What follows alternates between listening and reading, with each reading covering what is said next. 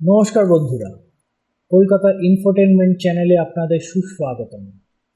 দুর্গাপূজার আর মাত্র কিছুদিন বাকি। মোটামুটি মহালয়ার সকালে মহিষাসুরমর্দিনী শোনার পর থেকেই শুরু হয়ে যায় পুজোর উৎসব। আচ্ছা, জানেন কি এই মহিষাসুরমর্দিনী মা দুর্গার সাথে ঠিক কোথায় হয়েছিল মহিষাসুরের মহাযুদ্ধ? ঠিক কোথায় রুদ্রাণী দুর্গা মুণ্ড ছিন্ন করেছিলেন মহিষাসুরের? আজকের ভিডিওতে আপনাদের দেব সেই জায়গারই নানান জানকারি। এই স্থান কিন্তু বাংলার কোথাও নয়, পশ্চিমঘাট পর্বতমালার 7টি চূড়ায় ঘেরা এক পাহাড়ের ওপরে মা দুর্গা মাথা কেটে বধ করেছিলেন ত্রিভুবনের ত্রাস সৃষ্টিকারী মহাবলী মহিষাসুরকে। এই পাহাড়েই এক গুহায় মা পূজিতা হন সপ্তশৃঙ্গী মা হিসেবে, আর এই পুণ্য স্থানটি সপ্তশৃঙ্গী গড় নামে পরিচিত। কিভাবে যাবেন সপ্তশৃঙ্গী গড়?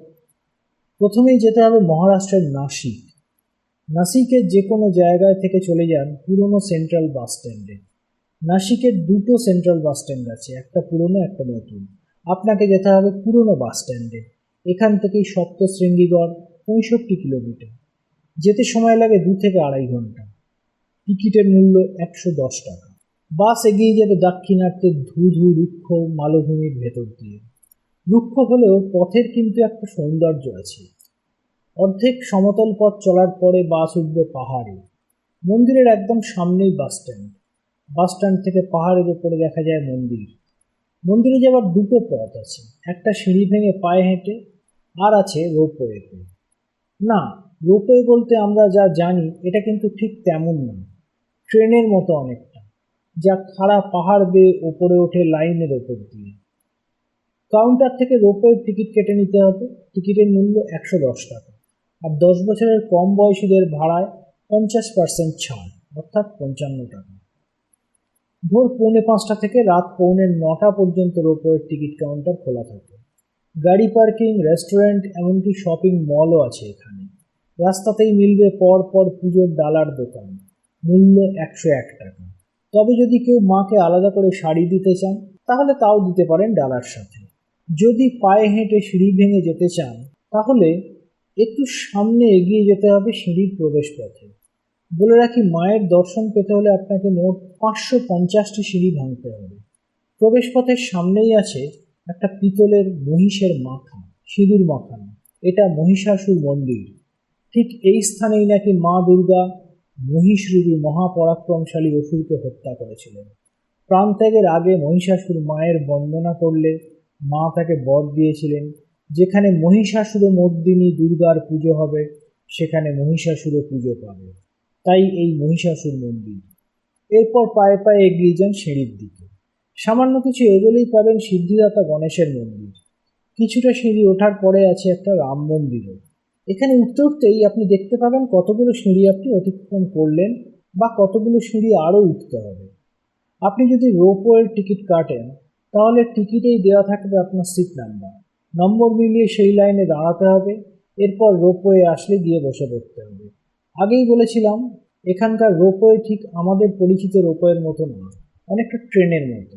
অনেকগুলো বাক্স, যেন একটার থেকে একটু ওপরে আর একটাকে সেট করে তৈরি করা হয়েছে এই জার্নিটা। রোপওয়ের থেকে নিচের দিকে তাকালে দারুণ প্রাকৃতিক দৃশ্য দেখা যায়। এবার একটা দরকারি কথা বলে দিই, মন্দির খোলা থাকে রাত 9টা পর্যন্ত। রাতের দিকে মন্দিরের ভিড় অনেকটাই কম থাকে। ফাঁকায় ফাঁকায় মায়ের দর্শন করতে পারবেন, তবে অবশ্যই অমাবস্যা, পূর্ণিমা বা বিশেষ বিশেষ তিথিগুলো ছাড়া। আর রাতের বেলায় ওপর থেকে নিচের আলো ঝলমলে শহরের দৃশ্য অসাধারণ লাগে। আবার দিনের বেলায় গেলে চারদিকের অসাধারণ পার্বত্য প্রকৃতি দেখে মুগ্ধ হয়ে যাবেন। যার মধ্যে একটা পর্বতচূড়া বিখ্যাত, মার্কণ্ড পর্বত। এটাই ছিল মার্কণ্ড ঋষির তপস্যাস্থল। এখান থেকে নাকি ঋষি মার্কণ্ড মা দুর্গার স্তব করতেন। দিনের বেলা প্রাকৃতিক সৌন্দর্য যেমন দেখতে পাবেন, তেমন লোকের ভিড়ও কিন্তু থাকে প্রচুর। এবার আপনাকে সিদ্ধান্ত নিতে হবে আপনি কখন আসবেন। রোপওয়েতে গেলেও একেবারে শেষে 30টার মতো সিঁড়ি ভাঙতে হবে। তারপর পৌঁছবেন মায়ের দরবারে। দশভুজার মূর্তিটি এখানে নাকি স্বয়ম্ভূ, মানে কেউ এই মূর্তি তৈরি করেননি, মা নিজেই এখানে প্রকট হয়েছিলেন। অপূর্ব শান্ত স্নিগ্ধ ভুবন মোহিনী রূপ এখানে দেবী। উগ্রচণ্ডী রূপ ধরে শত্রু নিধনের পর যেন অপার শান্তি নেমে এসছে মায়ের মুখে। মন্দির থেকে নেমে 200 মিটার দূরে আছে প্রসাদালয়। প্রসাদ পাওয়ার জন্য এখানে কুপন কাটতে হয়। 2 ধরনের কুপন পাওয়া যায়, একটা 20 টাকার আর একটা 60 টাকা। সব ব্যবস্থায় খুব পরিষ্কার পরিচ্ছন্ন। শুধু মায়ের প্রসাদের জন্য কেন এই মূল্য বিভাজন এটা জানি না। যাই হোক, কুপন কেটে আপনি প্রসাদ গ্রহণ করতে পারেন এখানে। এখানে মন্দির কমিটির ধর্মশালাও আছে যাত্রীদের থাকার জন্য। সামনেই আছে মার্কণ্ড কুণ্ড। কুণ্ডের সামনেই মার্কণ্ড পাহাড়।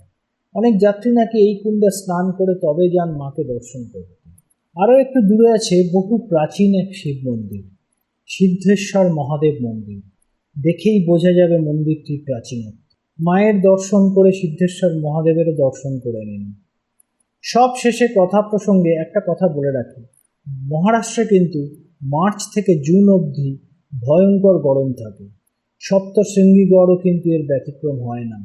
শান্তিতে মাতৃরূপ দর্শন করতে হলে বর্ষাকাল থেকে শীতকালের মধ্যে যে কোনো সময় প্ল্যান করলে ভালো হয়। কেমন লাগলো আজকের ভিডিও? যদি ভালো লাগে তাহলে অবশ্যই কমেন্ট করে জানাবেন। আজ এখানেই শেষ করছি। নমস্কার।